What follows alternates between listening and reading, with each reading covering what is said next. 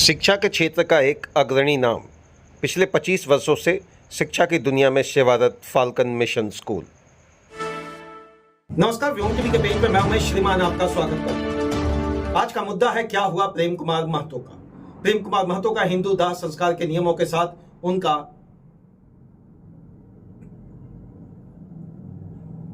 काम क्रिया किया गया होगा।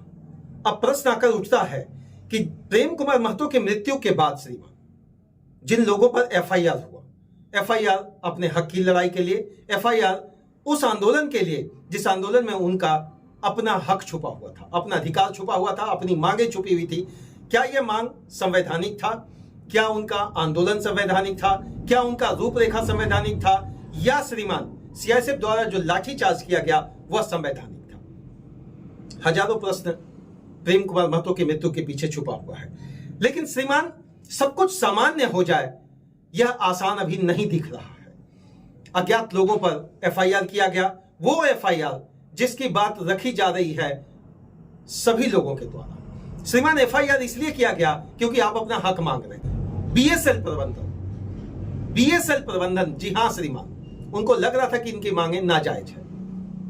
तरीका क्या था, नहीं था, आप सोशल मीडिया के अनेक पन्नों पर आप ये सारी चीजों को देख चुके हैं। लेकिन आज जो मुद्दा हम आपके पास रखना चाहते हैं, प्रेम कुमार महतो की मृत्यु के पीछे हजारों सवाल तो उठ गए, लेकिन जो एफआईआर हुआ उन लोगों पर जो उनके साथ वहां खड़े थे, जो हक की बात के लिए खड़े थे, जो अधिकार के लिए खड़ा थे, जो अपने समर्पण के लिए खड़ा थे, जो उन त्याग और बलिदान के लिए खड़ा थे, जिसका नाम था श्रीमान रैयत रूपी बात से अपनी बात को मनवाने के लिए, अपने हक को मांगने के लिए, अप्रेंटिस वाली बात को रखने के लिए जब युवा वहां पहुंचा था तो लाठी मिला और बदले में मिली मौत।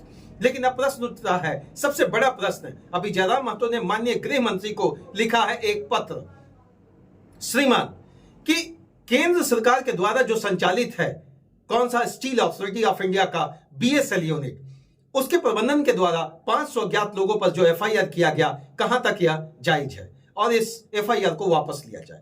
इस एफआईआर को वापस लिया जाएगा या नहीं लिया जाएगा ये तो बात की बात है। लेकिन डुमरी विधायक के द्वारा एक सकारात्मक पहल यह किया गया कि श्रीमान जिस तरीके की मांगों को वहां रखा गया आम रैयत के द्वारा, और उन्होंने अपने ही बच्चे को खोया और उसके बाद श्रीमान उन लोगों पर हुआ एफआईआर।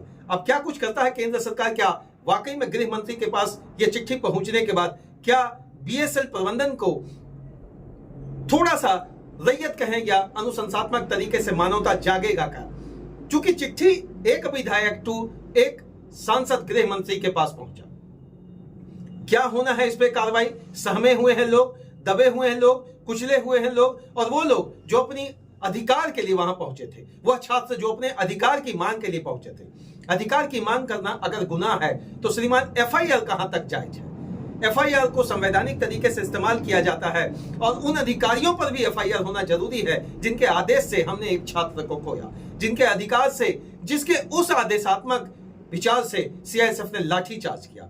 सीआईएसएफ चाहती तो मुझे लगता है ससमय और समय रहते हुए प्रेम कुमार को बचाया जा सकता था। प्रेम कुमार के माथे पे गहरी चोट ने यह दर्शाता है कि श्रीमान कहीं ना कहीं दोनों तरफ से किस तरह का माहौल बना होगा वो आप समझ सकते हैं। लेकिन प्रेम कुमार महतो को जो समाज खो दिया वह एक युवा था, वह एक होनहार युवा था, और हो सकता है अपने भविष्य को गढ़ने पढ़ने और आगे बढ़ने के लिए उस दरवाजे पर पहुंचा था और अपनी मांग को रख रहा था। श्रीमान हमारी बात को रखा जाए।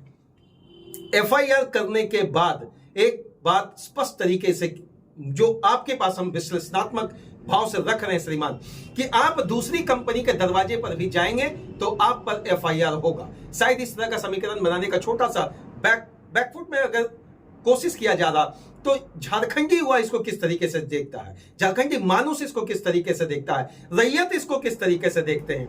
क्या एक एफआईआर उनके बुलंद इरादों को तोड़ सकेगा? क्या एक एफआईआर वो सारे एकता रूपी बल, मैंने एकता में जो बल है बात को लेकर वहां पहुंचे थे दरवाजे पर, क्या पुनः दूसरा किसी कंपनी में ऐसा नहीं दिखेगा? श्रीमान अगर ऐसा है तो मुझे लग रहा है कि बहुत कुछ बदल चुका है झारखंड में, बहुत कुछ बदल चुका है झारखंड में। अब इसको जनहित में जारी कहें या युवा के हित में जारी कहें या झारखंडी के हित में जारी कहें या झारखंड के हित में जारी कहें, श्रीमान कहीं कतई मुझे नजर नहीं आ रहा कि किसी के हित में जारी है।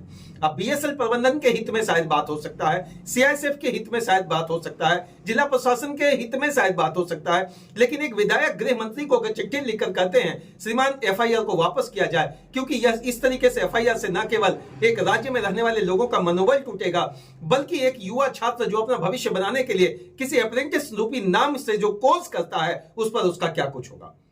अब आपको सोचना है। कमेंट बॉक्स में जरूर जारी लिखें, कमेंट बॉक्स में अपने जगह का नाम अंकित करके जरूर लिखें श्रीमान कि आपके क्षेत्र में भी इस तरह का आंदोलन हुआ और कभी इस तरह की घटना घटी क्या, या भविष्य में ऐसा घटना एफआईआर के नाम से क्या झारखंडी मानुस या युवा बैकफुट में आ जाएगा क्या। मुझे तो तत्काल इसलिए नजर नहीं आता है क्योंकि जिस तरीके से समीकरण जयराम महतो के माध्यम से फ्रंट लाइन वे में स्टार्ट किया गया, एक बहुत बड़ा संकल्प युवाओं ने ठाना है। क्या कुछ होगा आने वाले समय में, किस तरह के कंपनियों को किस तरह के नियमों से संवैधानिक संरचना के अंतर्गत उसको नकेल कसने की कोशिश की जाएगी, इस पर माननीय मुख्यमंत्री जी का क्या आदेश आएगा, हेमंत जी का क्या आदेश आएगा, सभी की नजरें वहां टिकी हुई है क्योंकि जिला प्रशासन का आदेश बहुत मायने रखता है। तब तक के लिए आप सभी को जोहार झारखंड। बस बीएसएल का जो मेन गेट पर यह घटा है प्रकरण, इसमें क्या कुछ होना है या ठंडे बस्ते में चला जाएगा प्रेम कुमार महतो का मृत्यु, अब तो इसके लिए थोड़ा सा सब्र रखें। तब तक के लिए जय हिंद।